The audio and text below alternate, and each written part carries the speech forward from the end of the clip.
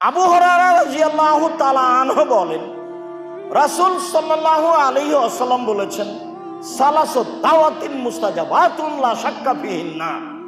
তিন শ্রেণীর মানুষের দোয়া কবুল হবেই।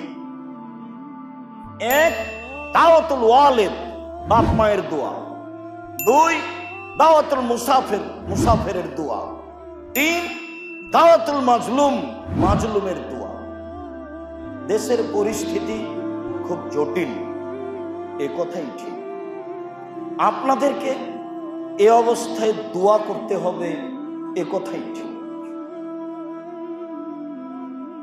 মাজলুমের দোয়া বৃথা যায় না। জালেম মাজলুম বিবেচনা করেই আল্লাহকে বলতে হবে, এ কথাই ঠিক। আপনি আল্লাহকে বলতে থাকেন তো ফলাফল একটা বের হবে ইনশাআল্লাহ। পৃথিবীর অবস্থা চিরদিনই এরকম। আরো যত দিন যাবে মারামারির অবস্থা তত বেশি হবে। আল্লাহ রাসূল বললেন, পৃথিবী ধ্বংসের চিহ্ন হলো কয়েক ফলাল হারাজ, হারাজ বেশি হয়ে যাবে।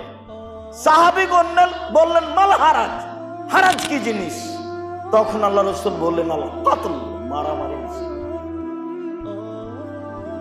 যা দেখছেন আরো দেখা যাবে, পরবর্তী যারা আসবে এমন হয়ে যাবে।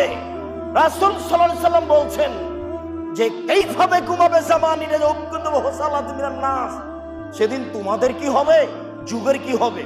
যেদিন তোমাদের কি হবে সেদিন যুগের কি হবে।